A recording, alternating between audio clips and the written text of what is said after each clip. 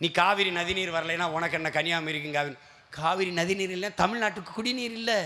நீ நினச்சிக்கிட்டு இருக்க கன்னியாகுமரி மீனவனுக்கு பாதிப்பு இல்லை, கச்சத்தீவுனால அது ராமேஸ்வரம் மண்டபம் அந்த பகுதியில் இருக்க மீனவனுக்கு தான் பாதிப்புன்னா அது தப்பு. நாகப்பட்டினம் மீனவன் அடித்தா கன்னியாகுமரி மீனவனுக்கு வலிக்காது, கன்னியாகுமரி மீனவன் அடித்தா நீ கடலூர் மீனவனுக்கு வலிக்காதுன்றதா அது சரி இருக்காது. உலகத்தில் என் இன மக்களின் மீது எங்கே அடி விழுந்தாலும் எனக்கு வலிக்கும் என்று துடிப்பவன் எவனோ அவன்தான் தமிழன், அவன்தான் நாம் தமிழர் கட்சியின் பிள்ளையாக இருக்க முடியும். என் ஜாதி மீது அடி விழுந்தா தான் எனக்கு வலிக்கும், என் மதத்தின் மீது அடி விழுந்தா தான் எனக்கு வலிக்கும்னா சரி இருக்காது.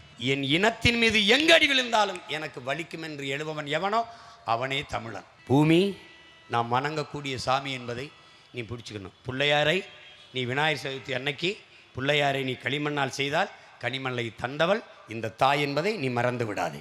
அதனால் பூமியே நம் சாமி என்பதை புரிந்து கொண்டு அவள் மூஞ்சியில் இந்த பிளாஸ்டிக் கழிவை போடுறது, குப்பையை போடுவது நீ பயன்படுத்தாது.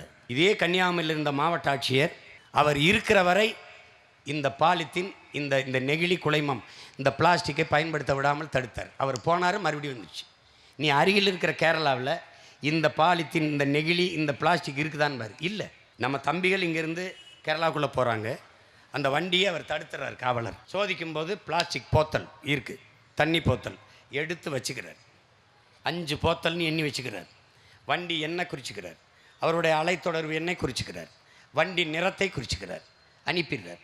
திருப்பி அவர் 2 நாள் கழித்து அவர் திரும்பி வர்றார், நள்ளிரவில் வர்றார். வரும்போது இவரை மறித்து அந்த போத்தலை எடுத்து வச்சு இந்த வண்டி எண்ணெய் குறித்து இந்த வண்டியின் நிறத்தை எழுதிய காவலர் அல்ல அவர், வேற ஒரு காவலர் மறிக்கிறார். மறித்து வண்டி எண்ணெய் பார்க்கிறார். நில், இது ஒன்று தானே, கொண்டு போ. ஏன்னா அந்த காவலர் இந்த காவலருக்கு இந்த பொறுப்பை கடமை உணர்வோடு கடத்தி அந்த வண்டி வரும்போது அந்த எண்ணு வரும்போது சரியாக நிறுத்தி இந்த போத்தலை நாட்டு கொண்டு போ, இங்கே கூடாதுன்றான். அதனால தான் அது கடவுளின் தேசமாக கேரளா இருக்கிறது.